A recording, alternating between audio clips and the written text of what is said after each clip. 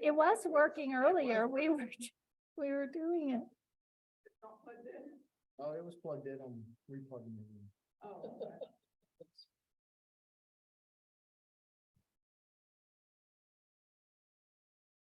Well, we're gonna get started sometime here.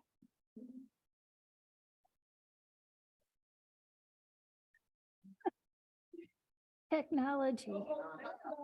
Yay.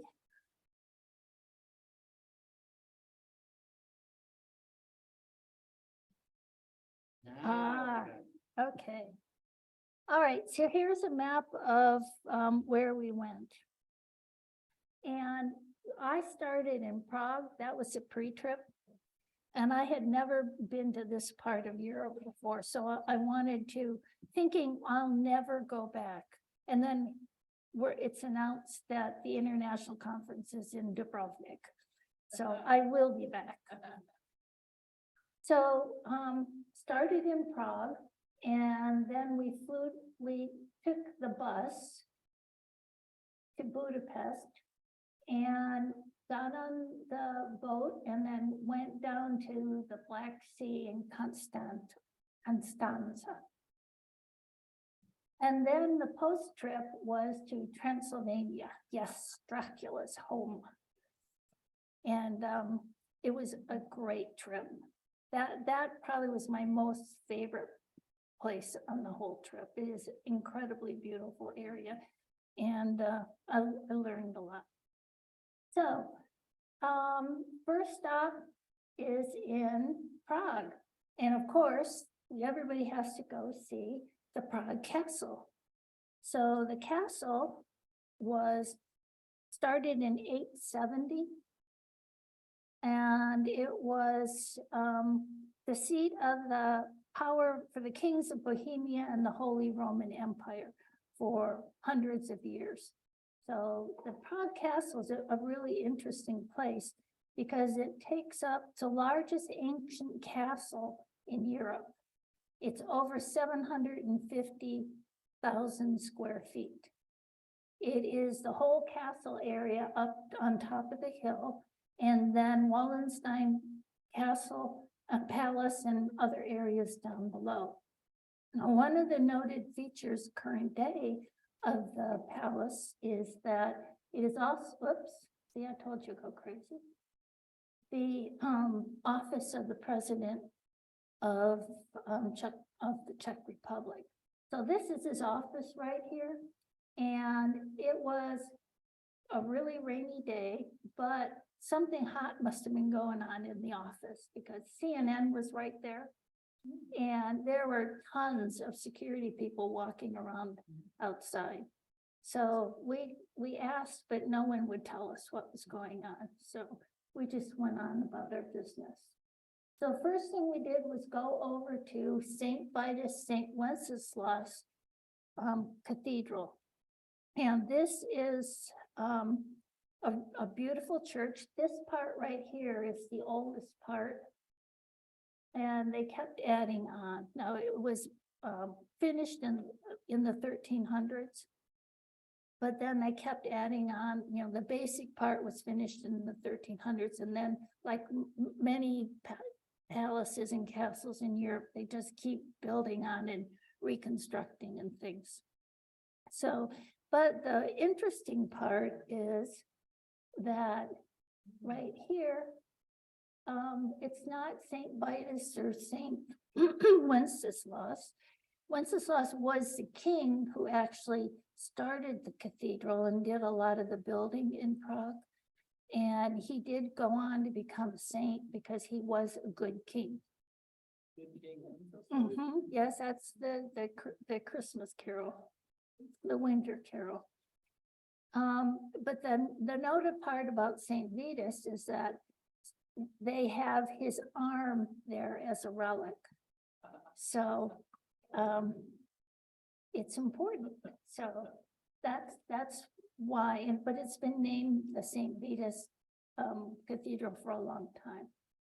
So it's a beautiful Romanesque church and lots of beautiful stained glass. This is the rose window.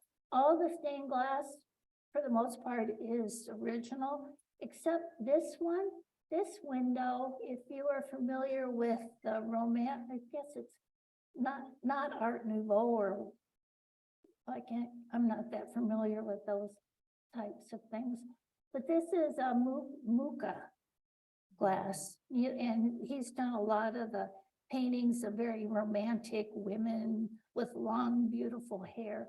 And if you look at the faces and things in here, it's definitely a Muka. So really beautiful. So this is Wallenstein Palace. Obviously, this is the next day since it's not raining. And up above that's St. Vitus, and here's the castle up there. So this is down below, and it's noted because this is where the Czech Senate resides. Well, they don't reside, they work there. So, but it's a beautiful, beautiful gardens that have been kept over the years by the royalty there. And this was kind of fun because there were groups of school children there, just like we would see at places here in Dallas. It was fun to see them going and appreciating the parts of the history too of their city. This is a stage that's part of the castle, and there's some chairs out here for a performance. They do live performances usually in the evening there. But when the royalty lived there, they would come out on the stage and dine, and other people would be down below and they'd be watching them eat. So I guess that was the excitement for yeah. So, oh, and this is my favorite. I love this little white peacock. And I thought it was really beautiful. Now that I thought this was pretty interesting. This is the Lenin Wall, and it is dedicated to John Lennon. He did not visit there. It was created after his death, and it is a wall of protest. So different people come and they paint on the walls. And the time that we visited, these are little poems and messages to the people of Ukraine. So this is, if you can read it, this is a little a poem called A Breeze in the Blast. And I won't read it unless you have, do you want me to read it? Yeah. Oh, okay. He walked miles with a starving tiny belly and blistering feet, looking at everyone's faces to see a familiar smile. His mother's, I'm gonna cry. Oh. I can't read it, sorry.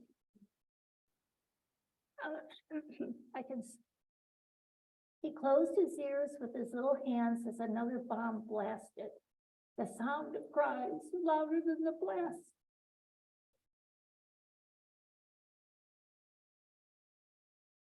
Soft hands hugged him from behind. Mom, dear. A mom who lost her child said, I'm here, baby, don't you worry. So that's why I picked that one. Not because it made me cry, but because I just thought it was really beautiful. But they had all different kinds. I mean, honoring people, you know, this type of thing. They had just some people who were writing notes of encouragement to the people in the Ukraine. And this little restaurant was just another yellow submarine, which I thought was real cute, and had John Lennon's glasses on it. So, and of course, you have to go on the Charles Bridge. The bridge was built in the 1300s. Also, King Wenceslas,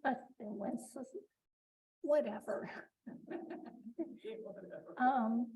But it's still standing. That's done a lot of repairs to it too. This is the gate that goes into Old Town Prague. And this little statue right here is this one. and it's one of the saints. And the refurbishing, you can see this one here has been cleaned up. They're starting to clean everything. And I had asked about that because a lot of places were starting to clean the stone in that. And the response I got from the tour guide was that the EU, as part of being in the EU, you can request money for infrastructure and for cleaning and things, and it's part of that redevelopment of the countries. So I thought that was very interesting. All the countries that we visited are now in the EU except for Serbia.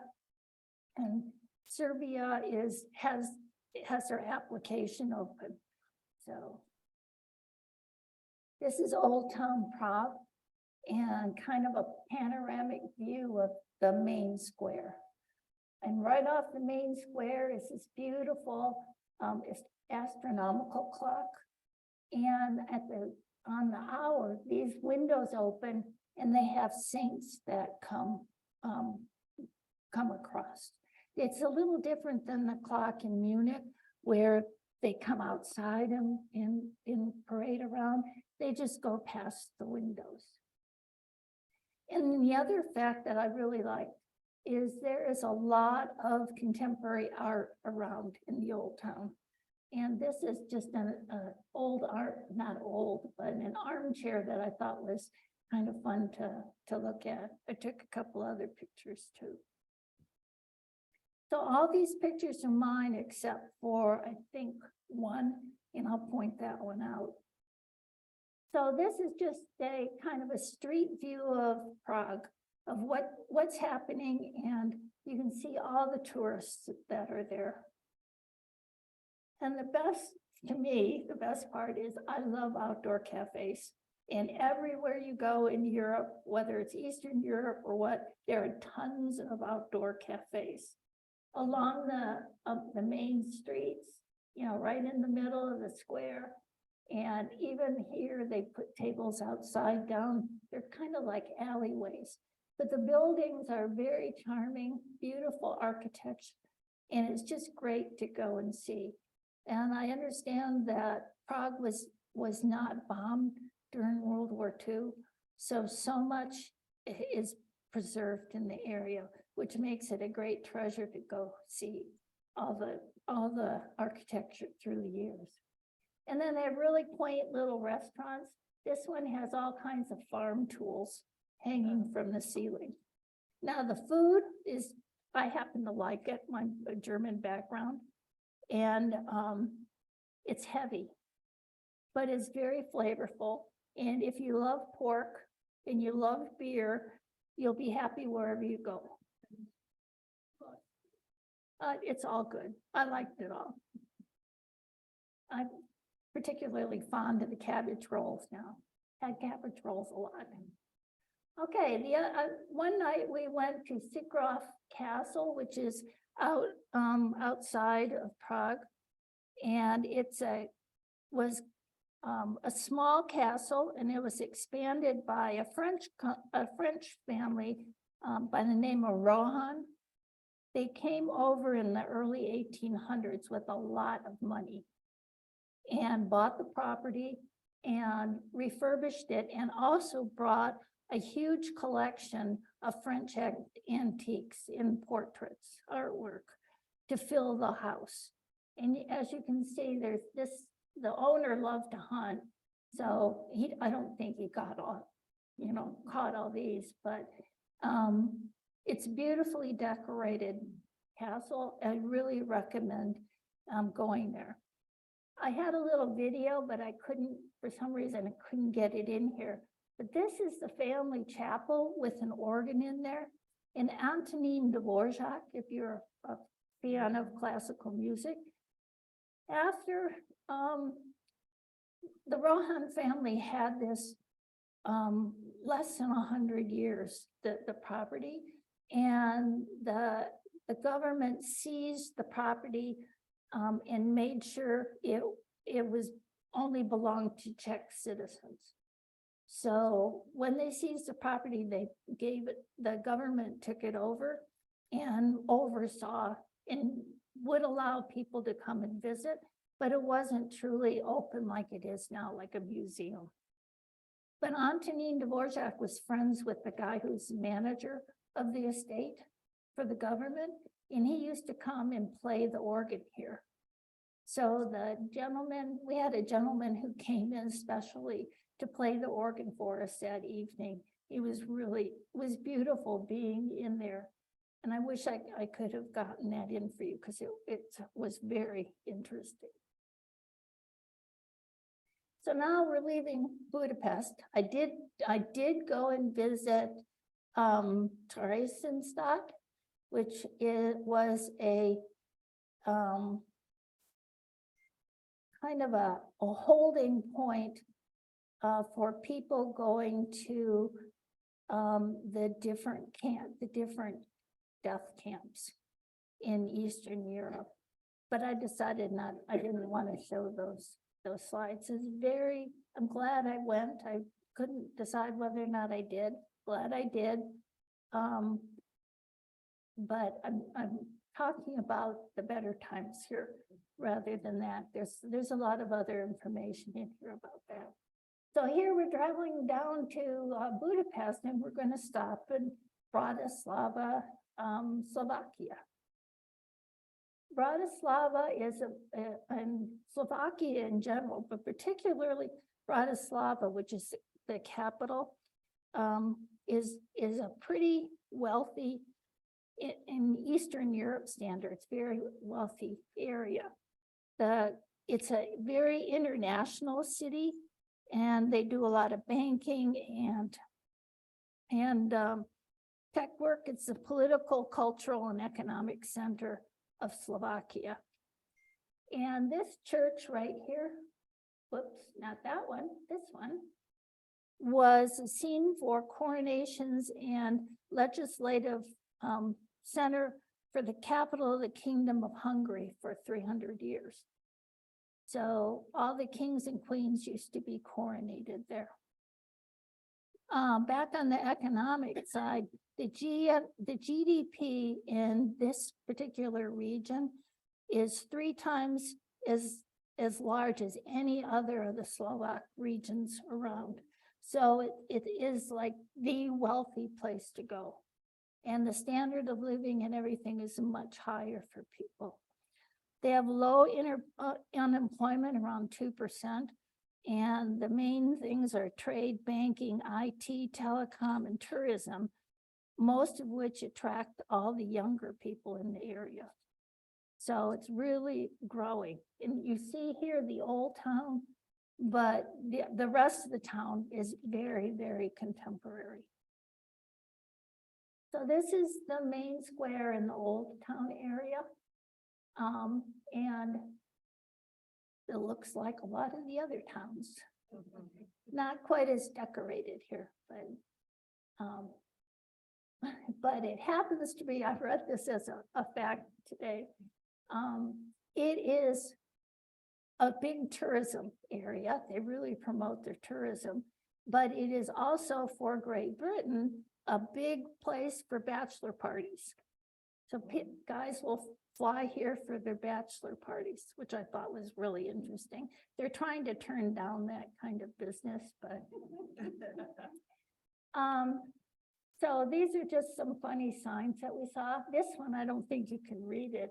It says, my girlfriend told me to go out and get her something that made her look sexy. So I went out and got drunk. Yeah, it was moved. And this one says, today's special, should we drink tonight? A, yes. B, A. C, B. So, yeah, I thought it was really cute too. And this is an old building that was an apothecary. And the signs talk about that. It was Apothecary Salvatore. So, and this is a statue of Jesus on there, which I thought was interesting, and they have artwork too. So this is a little guy who's bronze and in the gutter. Unfortunately, he's been run over a few times. But his hat is shiny because it's supposedly good luck if you go and you rub his head. That's why his helmet's like that. And this is a character from history in the 1800s. And he used to go out in the evening for a drink, and he liked women. So he'd go out and toss his hat to all the women. So they gave him his own little statue. Now, I decided to take a break here in Town Square and have a chat with the gendarme. So, and then we walked over towards the Opera House, the old theater, and I just love these trams. And they come right into city centers all through Europe. I know you have seen those too. I was just thinking that we couldn't do that here in the States because we need rails and everything, because whoever might cross in front of it and happen to get, they don't go very fast, so get bumped or pushed down or something or hurt, would sue the pants off the company or whoever owned it. But they don't sue over there. They talk about personal responsibility. So just a total different view. So just kind of interesting. And this is the old Slovak National Theater. We didn't get a chance to go in it, but it looked really interesting. There is so much art in theater, in music, particularly classical music, wherever you go in Europe. And I really appreciate it. There was so much here in Eastern Europe. I didn't think about that until I got there. It just was really interesting. But I found this. This is my photo that I did not take. This is the new National Theater. And this reflects what the town, the new part of Bratislava is like, from the old traditional to the new contemporary. So very much in keeping with the what are we in the 23rd century now? No, 21st. I'm getting ahead.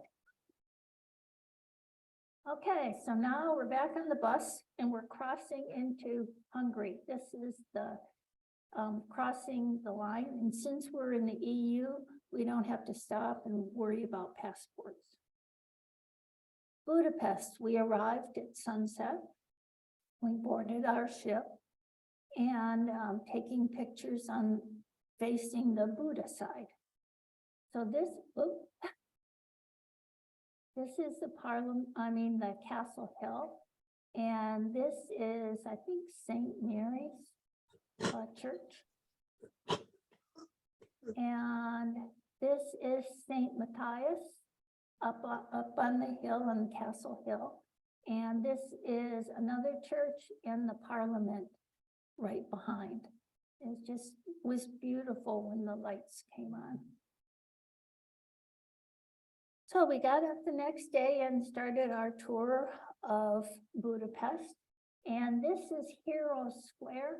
This is only one half of the monument to the heroes of Hungary.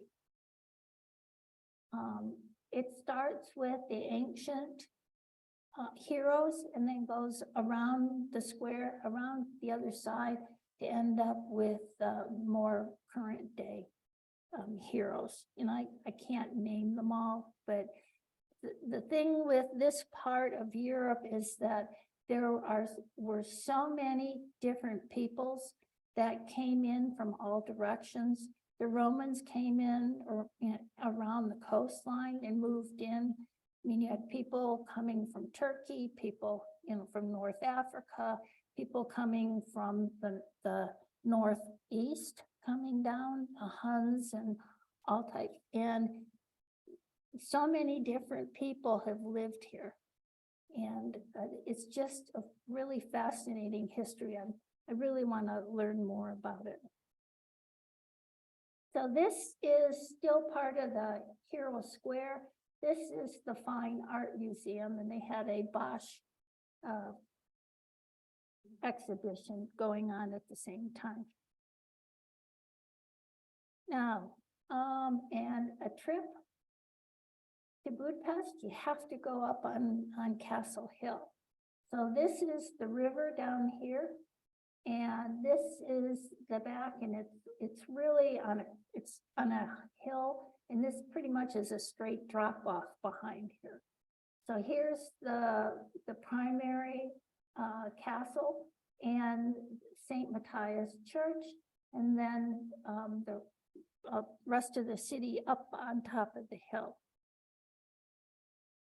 Looking, if you go out towards the river, looking east or towards Pest, this is the Parliament building. There's our little ship. And one thing I noted is, look how flat it is. Very flat on that side of the river. Whereas on the other side, it's very hilly and green and very lush looking. Just totally different, just crossing the river. I thought that was pretty interesting. So this is St. Matthias on the grounds, and notice it's been cleaned. The whole castle area, the stone has been cleaned. And this is a folk festival. We had the Budapest Folk Dance Festival going on in town. A little crowd right here. There are all kinds of dancers on the side of the church practicing. And they do present in the theaters around town, but they're practicing and I think drawing people to come to see their contest.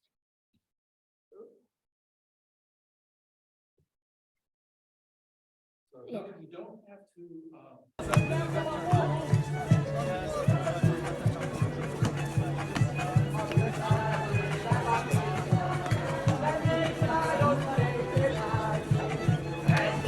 Budapest music going on.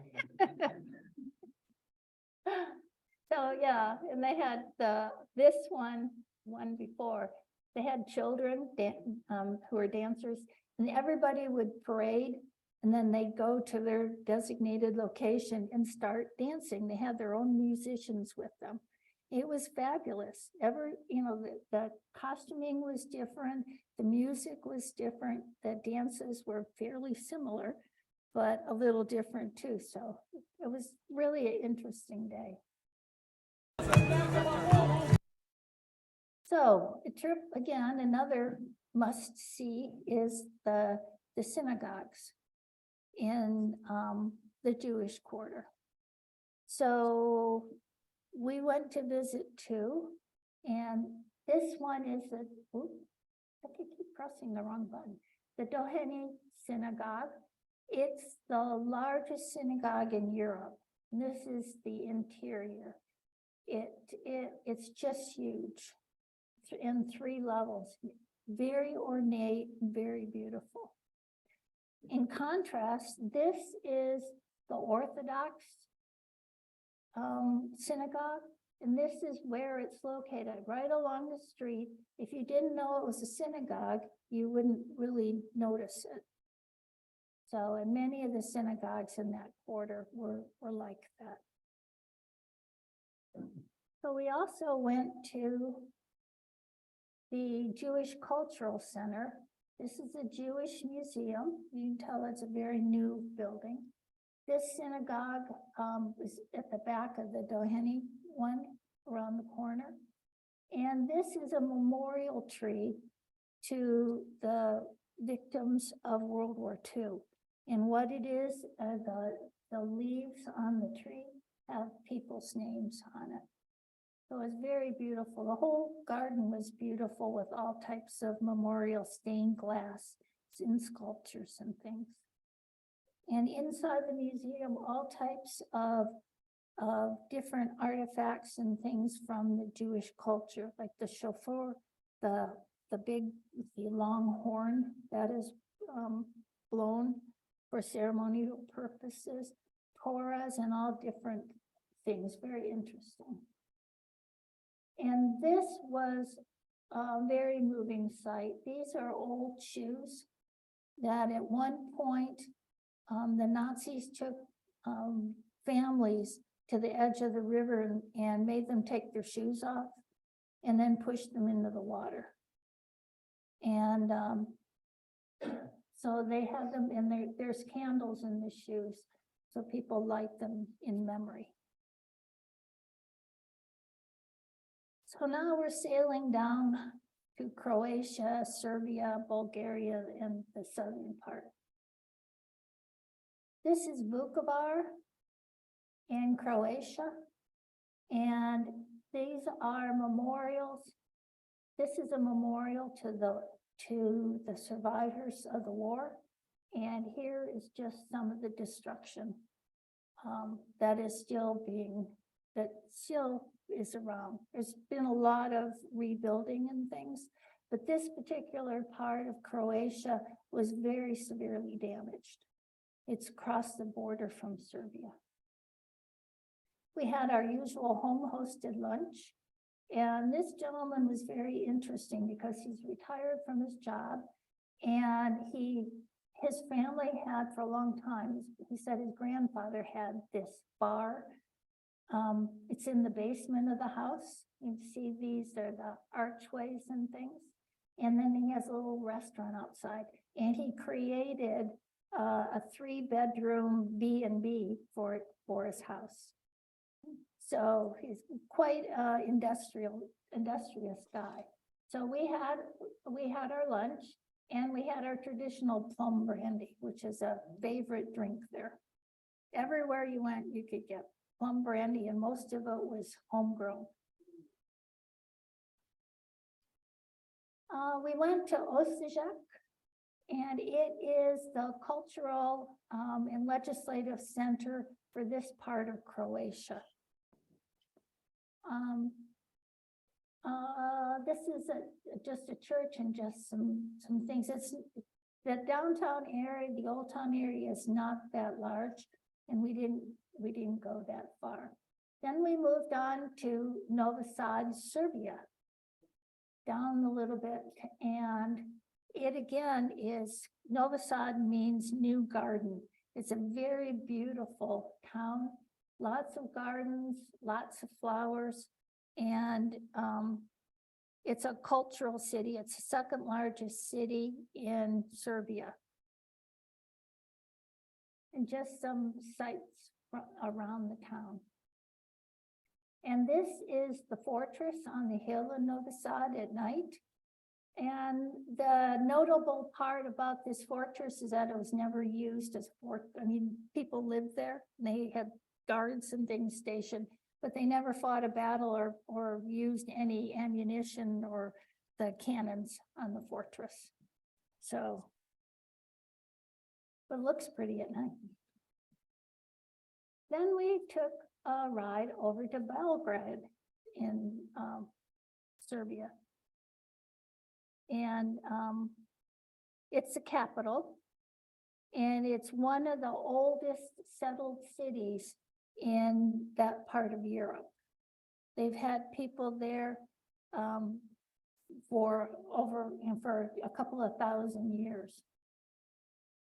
And we went to this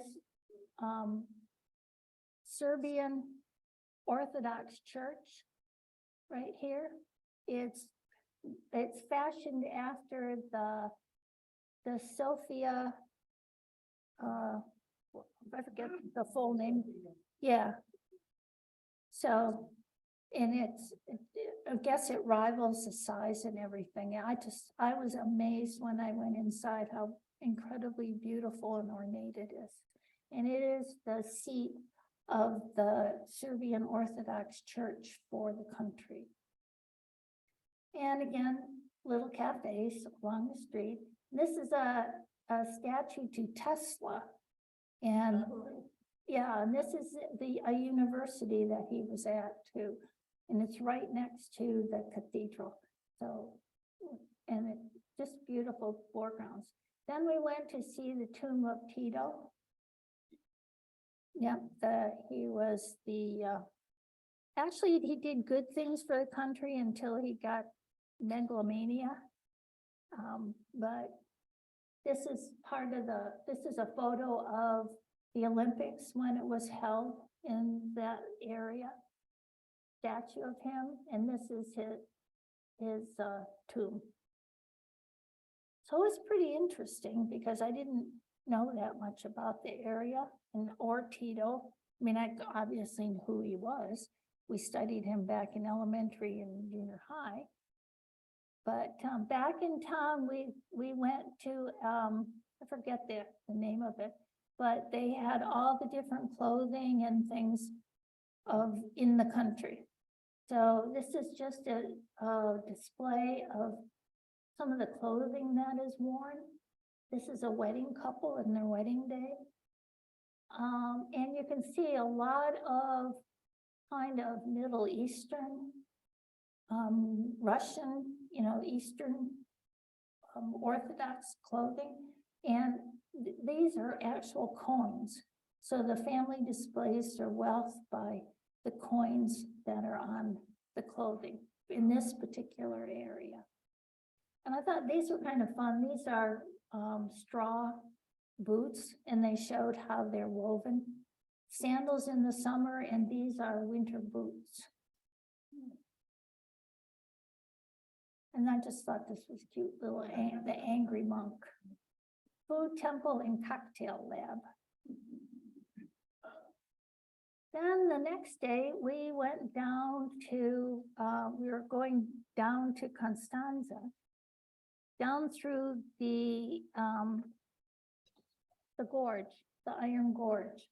And the reason why it was named that way is it was very rough water and deep, and they built a dam and flooded it, and now it's controlled by locks. So very manageable, and they do a lot of shipping. A lot of the transportation and things goes down through the locks. So it was a beautiful ride down through this area. And this is one of the kings, Decius or something close to that. That was carved in the rock, but it's not that old. It's only about 100 years old. And this is an old bridge from Roman times. And this is just one side of it, but it's still standing. We went down to Vidin, Bulgaria, and Vidin had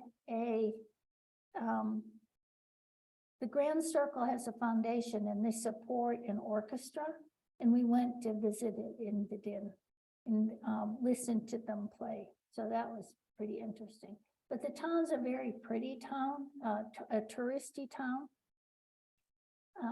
And you can see it's been cleaned up a lot for the tourists. And again, lots of parks along the river. Very, very beautiful. And this is Baba Vida, which is a medieval castle. They haven't done too much reconstruction. They do perform plays up here on the grounds, but this is another panoramic view of the castle up at the top of the hill. So what was kind of interesting to see, it was a major fortress in the area for about 300 to 400 years.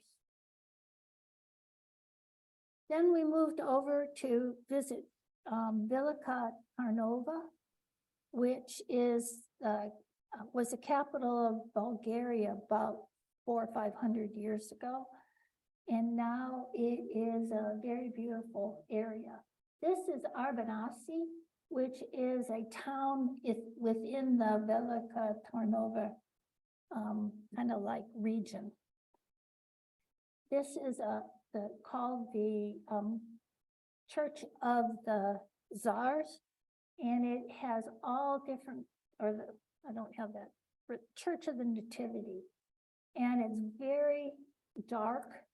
Looks like a regular building on the outside, but when you walk in, there's all these beautiful arches and things.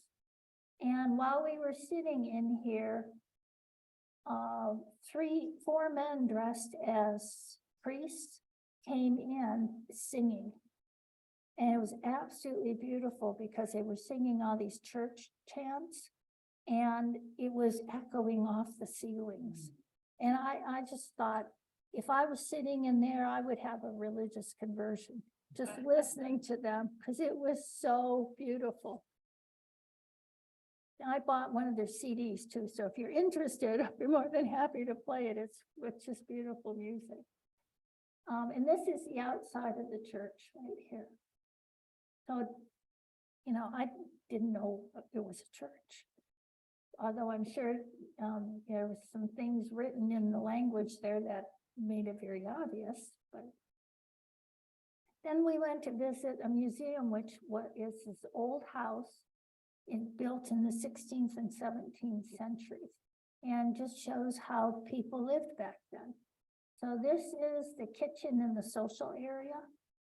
And notice the banquets here and that, rather than what we would consume a traditional bed. And they lived on the second floor, not the first floor. And this is a woman's room. This is the furnace, the fireplace. This little area back here is for the children, for the babies. So if the woman was going to give birth, she'd be in this room for a while, and she would keep the child with her for 6 weeks after birth, because that's such a delicate time, and they wanted their children to be healthy and grow. So they kept them isolated into these rooms to keep the bacteria and germs away from them. And this is the actual town of Velika Tarnova. It's on a hill, obviously, looking below a river in this chasm. And this was our greeter here when we got into town. It's just very beautiful town. Again, everything was walking up and down hills with beautiful vistas from the different areas. I would have liked to spend a day here because there's a lot of very interesting things to see. But when you're on a tour, you just have to go with the flow. Then we got back on and went down to Constanta, which is on the Black Sea. So it's the oldest continually habited city on the coastline of this part of Europe. And they had unbelievable amount of Roman artifacts laying all around. Just everywhere you went, there was different, things that were Roman. Somebody told me how prolific the Romans were and what they left behind. And I really believed it. So again, all different types of religions here in the city. And you can tell the weather's much more like seacoast weather. And it feels like a seacoast town when you walk through it. This is the Black Sea, and it's the Mamaia beach. We went and dipped our toes into the water just to say we were there. And What time of year were you there? in May, I'm sorry, June, beginning of June. And it was hot, particularly in Bucharest and that. It was in the low 90s at that time. Most of the other places, it was in the 70s and up to 80s at that time. So as I said, lots of Roman relics around. This actually was a kind of like a shopping center for the Romans. And they had all different types of amphoras, I think they're called, that would hold olive oil and different things and food. And they've been excavating all this, but those are all the original Roman walls, brick walls, that they would get the clay from the local area and manufacture the bricks. Here's some artifacts from the museum, and of course, some very beautiful mosaics. These are different funerary coffins and little signs they translated the writing down here, and it was talk about my name is so-and-so, and I was married and I had 3 children, and I passed at this particular time, and I love this and that. So just kind of like a funerary tribute to the person who was buried there. And again, Mamaia Beach here. And these, I don't know where these folks are from, but it could be Florida for all I know. But you could, I mean, this was right by the beach. So you go from Roman history here to sunbathing in 15-minute walk. Then we traveled up by bus to Bucharest. And this is the infamous palace that Ceausescu built. And this was his true downfall, because he spent all the money of the government building this, and the people had nothing to eat. He would confiscate all the harvest, and Romania is a real breadbasket country. They have great agriculture, and he would take all the crops, because everything was owned by the government. He'd take all the crops and he'd sell them internationally to get the highest amount of money and to build his palace. And the locals, you know, the Romanians had nothing to eat. So that's one of the things that really sparked the revolution there. But Bucharest is a very beautiful city. It also is economically doing very well. A lot of young people, a lot of tech, all the service jobs, they're doing really well. And this is the Symphony Hall. And here's some of the other buildings, just to give you a flavor of the traditional buildings and the communist style buildings that are there. Lot of construction going on throughout the entire area. So, post-trip, Vlad the Impaler. He's quite the guy. So we went to Brasov, Transylvania, and this is part of the new part. Lots of shopping. And again, they were saying that a lot of the young people want to move here because so much of the work now is work from home. So they can move different places, and they want to move up here because it's beautiful, it's peaceful. They can find places to rent and to buy, and they can raise their families there. Sounds pretty familiar to our country. So you want to improve your life for your kids. So we went into Old Town Brasov. This is it. This is the tourist area. And it's like going into a German town. In fact, it was built by Germans. Back in the Hungarian Empire, they had a lot of farmers and things, but they needed tradespeople, and they needed skilled workmen who could build homes and have different trades to improve the cities. So they asked the Germans to come, and a lot of them moved here. And the town actually was for Germans only from that area. If you were Romanian, you were not invited to live in the town for the most part. So this is the town square. Lots of tourists, lots of restaurants, mostly shopping, and a lot of historical parts too. It's a beautiful area. How many of you have been to this part of the country? Okay. You know, we founded a club in Brussels. Did you really? Yes, Ed Andrew of our club founded a club there. Oh, is it still viable? Is it? Is it still on? I'm not sure. I didn't make any comment. I did ask the club in Bucharest that we would stay with them when I was there. And I asked them about the club in Brasov, and they said they didn't think it was. There weren't enough people, but and even the Bucharest club was very small. But Rosbach, Yeah. we stayed in Rosbach, we had dinner, we stopped, Right, in Rosbach, yeah, and they were mainly doctors. right. And I think Yeah.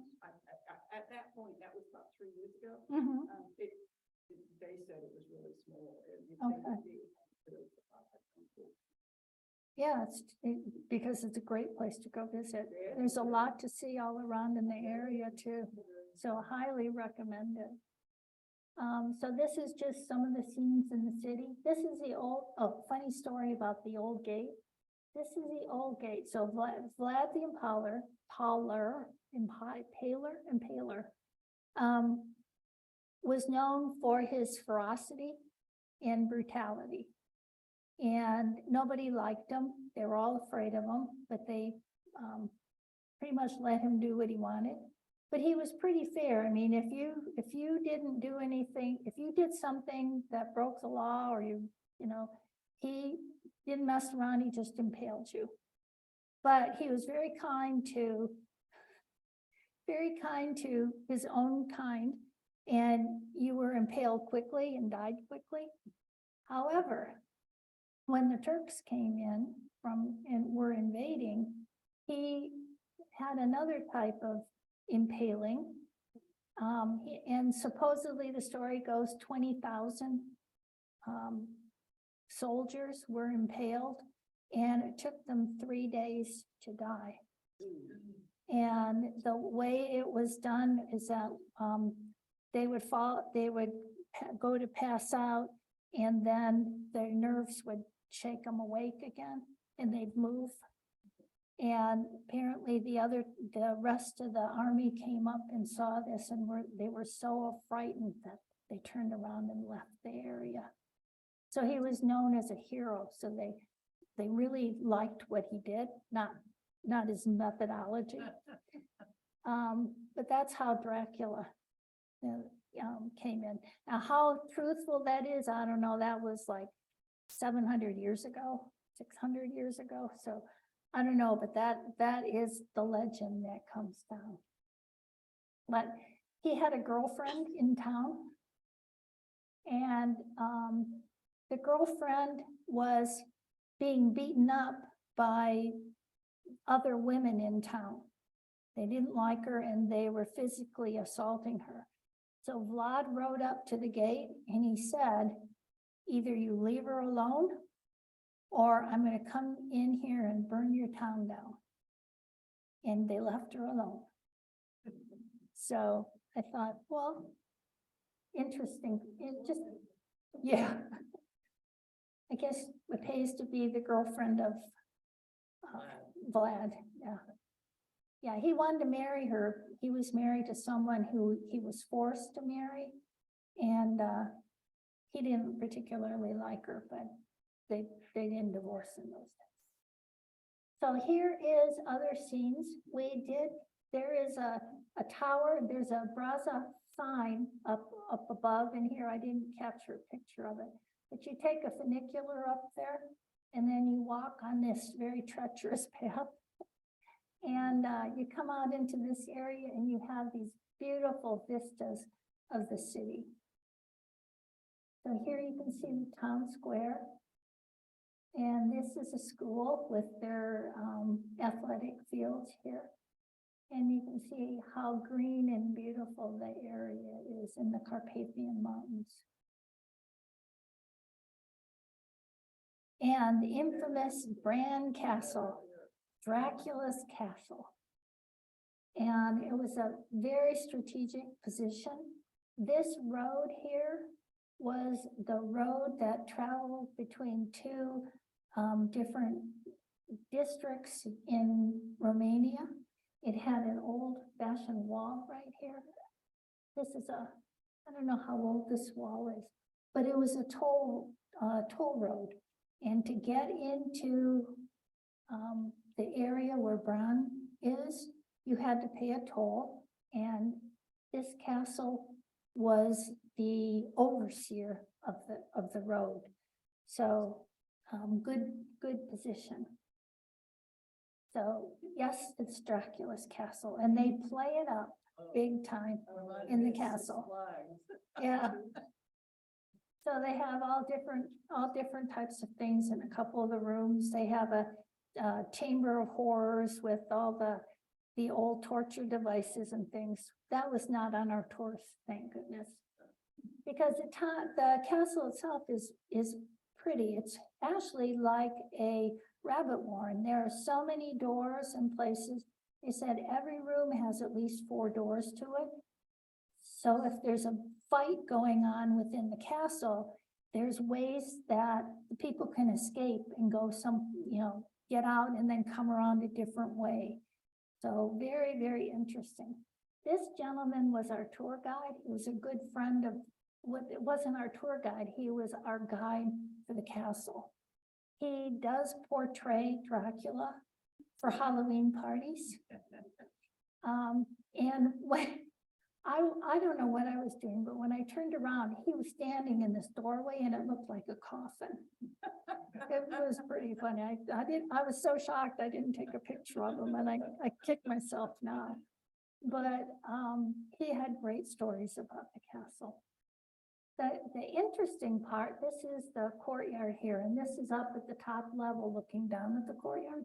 You can see the castle itself doesn't look that big, but it's multi-levels. So there's a lot of different rooms in them, none of them which are very large. But the queen, one of the queens lived there for a number of years. It was one of her favorite places. And you can see these are the original walls. They were stone and everything was whitewashed for the queen. So it was very pretty here, but this is what it would have looked like originally. So pretty awesome place. I really liked it, in spite of the fact of flat. So we stopped for lunch. This is our guide for this part of the trip. He was showing us what the traditional shepherds wear. And this is sheepskin and a little hat and a staff. So he'd be out in the fields tending the sheep for weeks at a time. And these are women actually from the area right next by the restaurant. They come in and they show what they do with the wool. So this lady is making yarn and putting it on the spindle, and everything's done by hand. And this lady is knitting slippers or hats or jacket or something, and they are wearing their Sunday clothes for us. Now, the fun part of it is this lady here is over 80, and they were saying that she is the champion hay cutter in the area. It was a time when they were cutting hay. Everything's on hills, and they're literally standing like this on the hillside, and everything's done by hand. It was amazing. And they move it all by donkey or whatever. All the houses have a cow attached, and they cut their own hay for the animals. They have chickens. It was just very, to me, very healthy way to live. Everything was right there. But she was really funny. She was cracking jokes, I think talking about us to the other lady. It was a fun time. So this is the last stop, Hellish Castle. And this was built by a German guy. And what happened was in the 1800s, they needed to have a new king. They didn't have any money. So they sent out a bunch of letters throughout Europe advertising to be a king, you need your own money, and come and you can be our king. And they had, I think, a number of applications, and they selected a guy that went by the name of Carol I. So he brought with him lots of money, and he built this beautiful palace. It's absolutely gorgeous. It's just a museum. All the furnishings and things are part of the things that he brought with him from Bavaria. So this is the entrance, the second floor of the entrance hall. It's, I don't know how tall it is in here, but it's incredibly beautiful. And these are the fountains and the gardens outside. There's a hunting lodge. There's a restaurant that I think was they have a hotel there now too. You could spend the whole day there. It's really beautiful. This is the small dining room. So, and you notice all the paneling and all the detail, it's way over the top, if you like that. But it really is absolutely beautiful, set within the pine forest. A beautiful, beautiful location. So that's it. This is the sunset of my talk. So thank you very much. If you have any questions, I will try to answer them.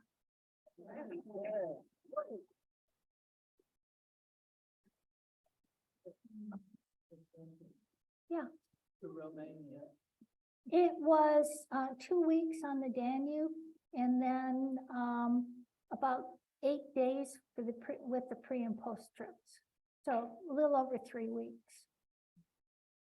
Can you get back to the map? Yeah. Okay, he can do it faster than me. When was built the big castle and bankrupt everything, whatever happened to the castle? Oh, no, that palace, it's still there, it's empty. It's empty. They don't do, they do tours of it. I think they do different events and things. Finished it. It's like a 10,000 rooms or something. Yeah. Yeah. Yeah, And, you know, there's various other things, there's a library and so. Mhm. Yeah, you can take tours of it. Yeah. We didn't get over there. We weren't in Bucharest very long. I liked the city, but we didn't really see that much of it. Which cruise company? We went on Grand Circle. Grand, yeah. They do- Grand Circle's their own, including the boat? yes, that's their own boat. Now, it is a little different than Viking. We were next to Viking ships and some European ships too. They do the traditional, they dock right next to each other and you have to cross over. So we were checking them out one day. And they focus more on the educational side of it. So our ship had like two berths, kind of with a table in between. And then the berths fold down at night and then fold back up. Whereas the Viking ships are more like a ocean bound, where they have the two regular twin beds that you can push together or separate. So just a little different, but we had a really interesting talks. We had one talk, a gypsy, what we would know as a gypsy, came in to talk to us. She was working on her master's, and she grew up in the traditional culture there, and she was pushing to educate the girls, because the girls get married at 11 and 12. And they stay at home, they get no education. And her parents were part of that group, but they wanted more for the children. So they sent her to school, her and her sister. So she's working on her master's now, and her sister is working on her bachelor's. And her goal is to go back into the community and educate people that if you educate your women, you can elevate the economic standard of the entire group. And where was she from? In Romania, yeah.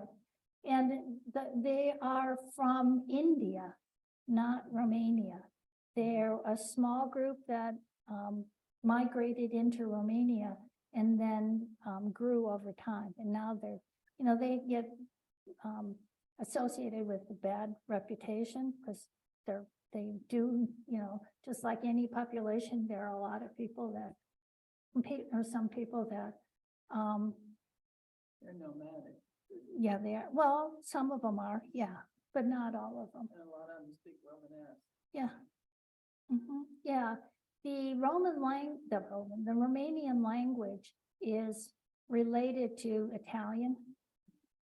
One of the 5 rooms. yeah, yeah, and a lot of the words and things are kind of similar to Italian. So that's very interesting. Was this a friendship trip? No, no, Oh. it was private.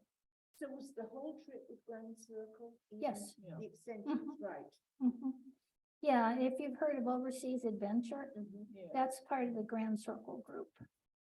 So they're the really small group one. This one, there were about 80 people on the ship. They, like everywhere else, they're having a really hard time finding tour guides and things in Europe because up during the pandemic, no tourism. So these folks had to put food on the table, so they went out and they took different jobs. Now, some of them have come back, but there's still a shortage of tour guides right now. So they had to limit the number of people on the tour. So it isn't the demand's there, it's they don't have enough people, they don't have enough people to serve on the ships. So it's still a real, It's true in America too. Yes. A year ago, I took a river cruise up and down, the Mississippi, Mhm. and they were having a great deal of difficulty. They didn't have enough waders. And they had some troubles in Yeah. finding them. yeah, And they covered for them, but yeah, I think that's the way it goes. Art, did you have a question on the map?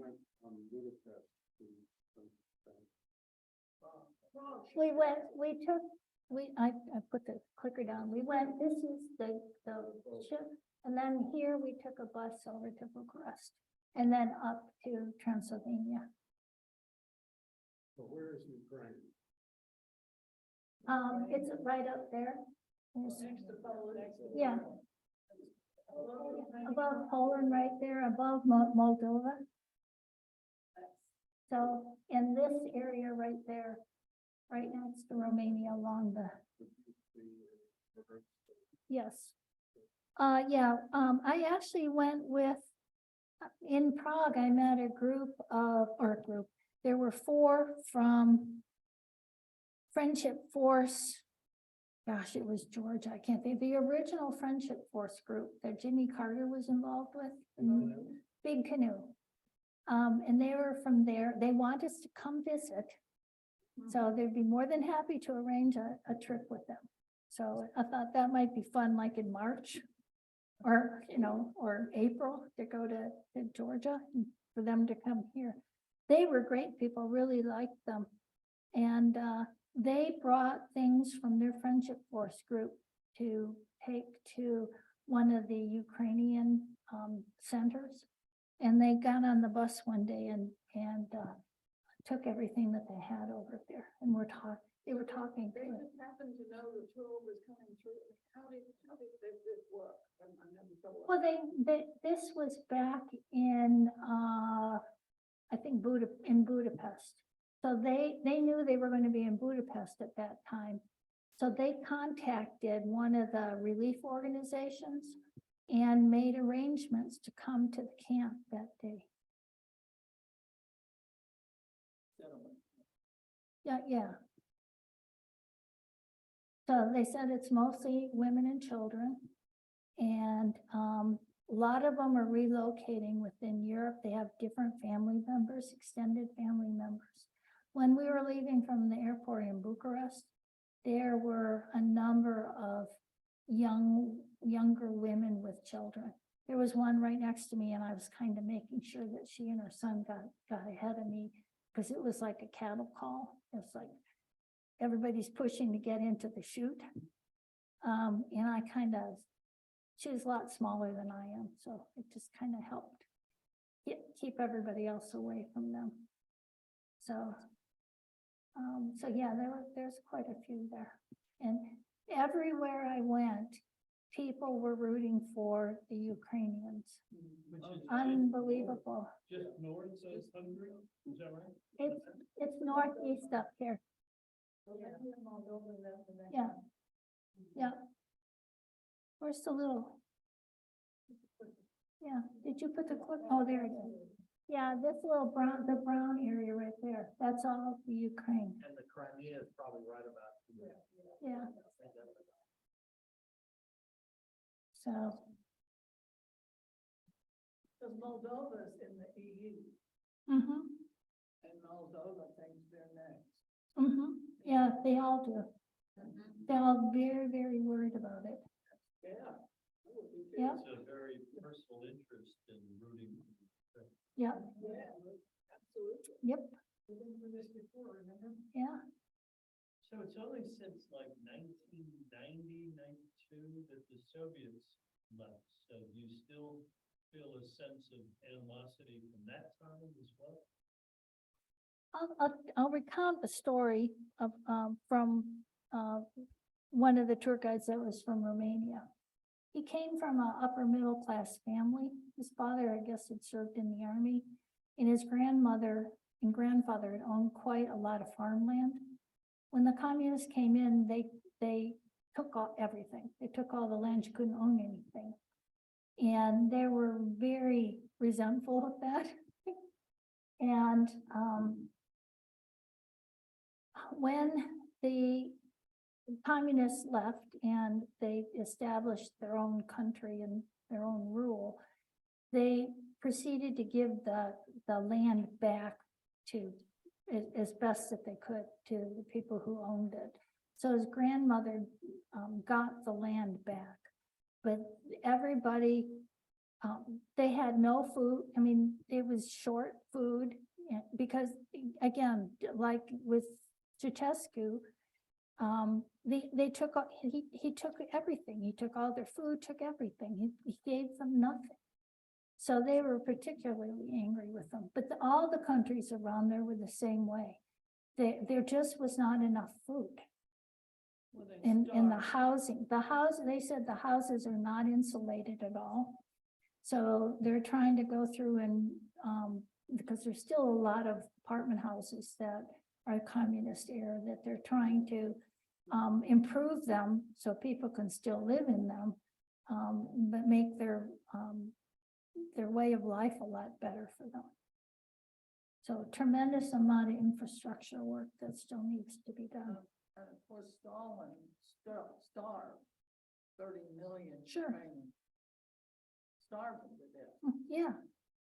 And normally they would have plenty of food because it's just that. Yeah, the breadbasket, Yeah. yeah. Yeah. Did you Oh. feel safe everywhere? I mean, I know you were on a tour. Yeah. You didn't, everything was, Yeah, I was with the tour. yeah. I mean, I'm sure if I was wandering around by myself, I wouldn't, but in the areas where we were, yes, it was very safe. Is there another trip that goes north? Yes, it goes up to Vienna, and there's one that goes from Amsterdam down to Budapest. So some of the people on the tour took that first, and then they just stayed on the ship to go down to the Black Sea. So, but I had seen a lot of that part of Europe before. I spent a lot of time in the Amsterdam area because of business. This is an area I hadn't seen. I wanted to see it. I heard it was beautiful, and it definitely is. And people are great. And the beer's fantastic. Sandy and Roger and I went to China on Grand Grand Circle? Circle. Yeah, remember? We did 3 trips in 2010. Wow. You know, You had a question? How many stops did you have on the river? So you were there on the river for 14 days? Yes. Well, we were in Budapest. We were on the ship, but stopped for 3 days in Budapest. And every place else, we would only spend a day or, it's a long ways. it is. So, Each dot is stop. yeah, each dot is a 8. stop. Oh, Yeah. okay. Well, Sam? overseas adventure travel, one thing they did is every day there was a shopping spot. Was it the same thing with your tour that they directed you to a shopping place? No. No, I mean, in Prague, we were store across from a shopping center, but it also had the, underground there, so that was handy. Well, it wasn't, But they didn't direct you. No. They didn't take you as a group to. No, I know what, yeah, I know what you mean. No, they did not. I did notice that overseas adventure travel, we spent the night in China at a home, remember, with the square in the middle? And they pay people. like Yeah. you- Well, they pay the lunches too. Right, Yeah, and you always have a dinner in a Yeah. family home, so, yeah. yeah. That was very interesting though. The wife stayed in the kitchen and cooked, and the guy came out and poured plum brandy. So I, yeah. I wasn't thrilled with that division of labor, but Was that Um, house that had a cat? yeah, Yeah. Yeah. Big beauty. Yeah. it was a fabulous trip. I highly recommend it. So with that note, I'm going to sign off because I have someplace else to be. This evening. What's great?